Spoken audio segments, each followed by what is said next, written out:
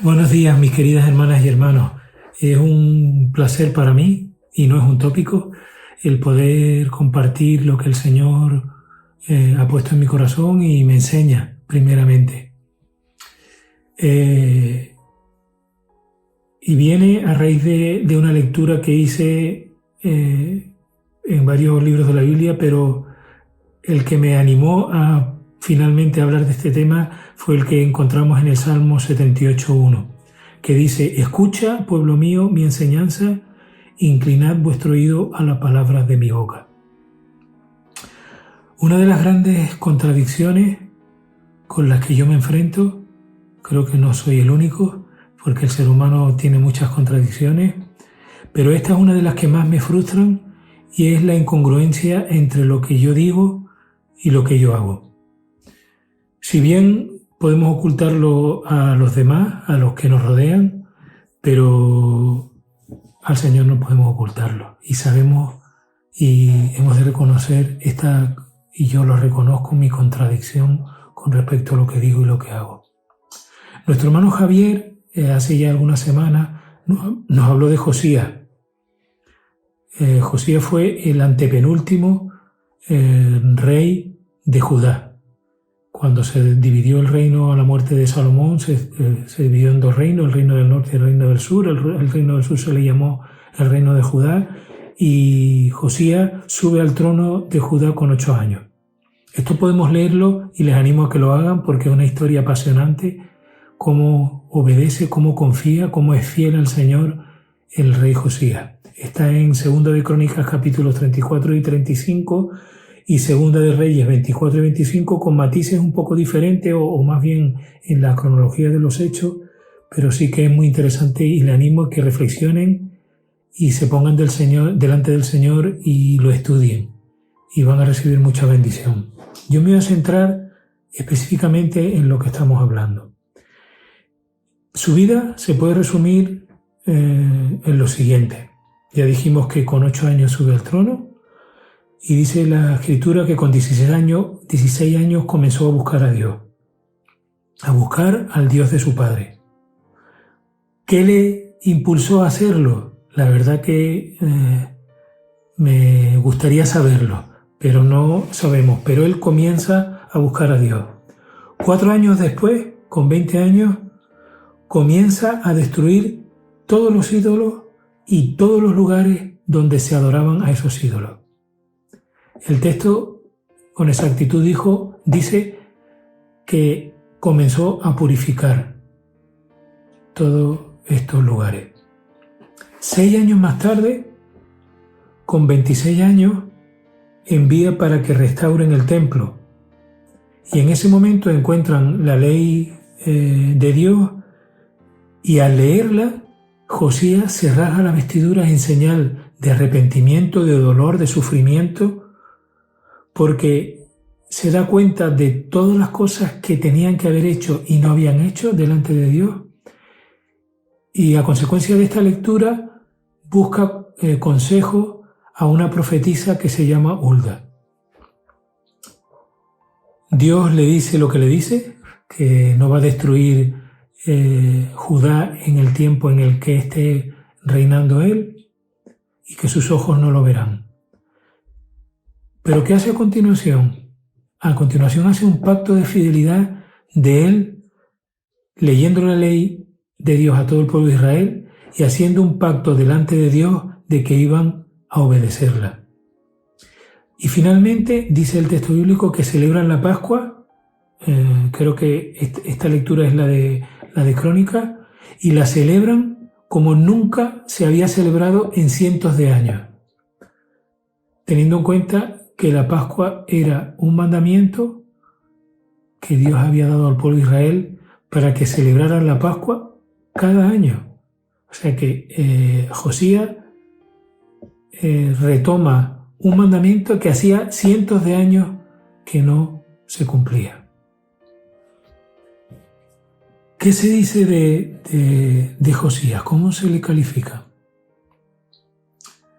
Dice el texto bíblico en 2 de Crónicas, capítulo 33, versículo 2, Hizo lo recto ante los ojos del Señor y anduvo en los caminos de su padre David, y no se apartó ni a la derecha ni a la izquierda. Dice en ese mismo capítulo que buscó a Dios. ¿Y cómo se manifestó que buscó a Dios? Pues primero, derribando todos los ídolos, como hemos citado, reconstruyendo el templo, que era el lugar donde estaba la presencia de Dios en los tiempos del pueblo de Israel. Y al encontrar la ley de Dios, y no solo encontrarla, sino tener la voluntad de obedecerla.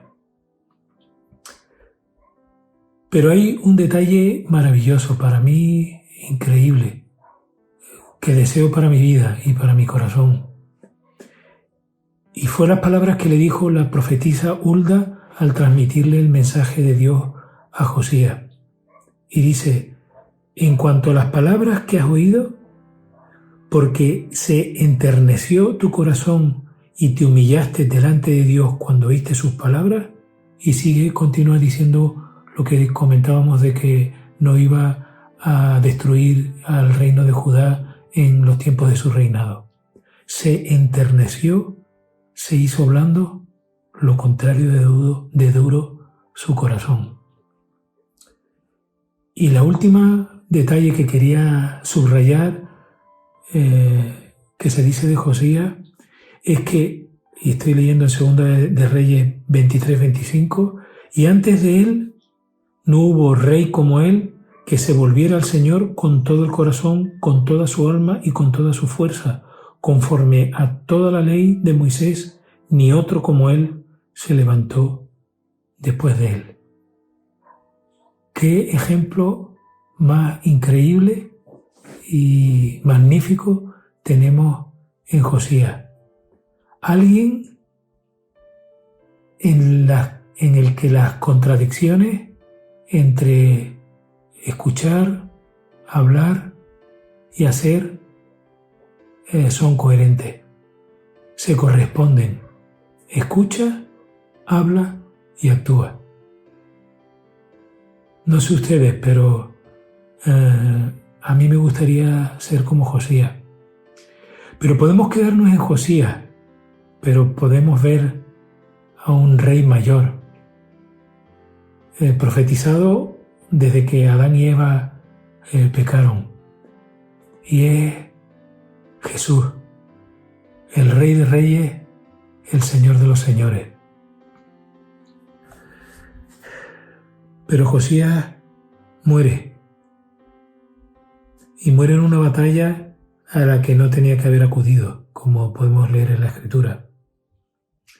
Pero ¿por qué Jesús es nuestro ejemplo? Al Rey al que deberíamos seguir, al Rey al que deberíamos rendir nuestras vidas. Porque en Jesús la palabra y la acción se concilian. Vuelven a estar en su sitio original cuando Dios creó el universo y creó al ser humano. Recordemos lo que dice Génesis 1:2.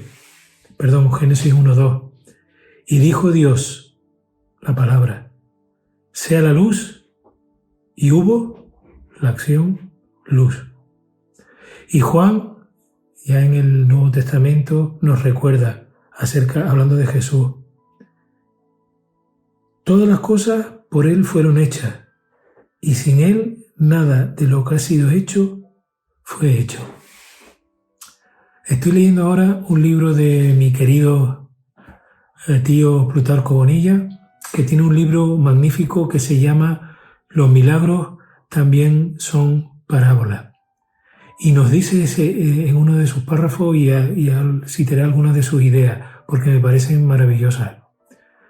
Dios se confunde con su propia palabra, de donde se sigue que tomar en vano el nombre de Dios es un pecado, Éxodo 27, porque Él y su nombre son uno y lo mismo. Y yo me preguntaba, ¿no es por eso que Jesús dice que cualquier cosa que pidamos en su nombre, Él lo hará? El hombre, en su rebelión en el Edén, pierde también, entre otras cosas, que deja deteriorada la veracidad de sus palabras. Y señala también Plutarco en su libro que a partir de ese momento de la rebelión del hombre contra Dios, la palabra se utiliza para encubrir, para engañar y para enmascarar el verdadero rostro del hombre. Y continúa diciendo él, Jesús se nos presenta como la palabra. En otras versiones se habla del verbo, la Reina Valera y también la de las Américas, por ejemplo. Pero Jesús, la palabra, se hizo hombre. Él trae la restauración original de la unidad entre el decir y el hacer. Y Jesús, precisamente en el momento en que Él vive, es criticado porque desvela la incongruencia de los religiosos de su tiempo entre lo que decían y hacían. Pero Jesús, por el contrario, ya se profetizó de Él en Isaías 53, 9. Nunca hizo maldad ni hubo engaño en su boca. Coherencia entre el hacer y el decir, entre la palabra y la acción. Dios dijo que vendría y en Jesús vino. Podría seguir hablando sobre este tema, pero me gustaría concluir animándome a que nos acerquemos al único que puede hacer que nuestras vidas sean coherentes. En este sentido y en todos los sentidos. A Jesús, a la palabra hecha carne. A Jesús, que al contrario de Josías, que murió y allí se quedaron sus huesos, en Jesús tenemos resurrección. Él resucitó para que tuviésemos redención. Vayamos a Él cada día. Vivamos centrada nuestra vida en el Rey de Reyes, en el Señor de los Señores, en Jesús, en la palabra hecha carne. Que el Señor les bendiga.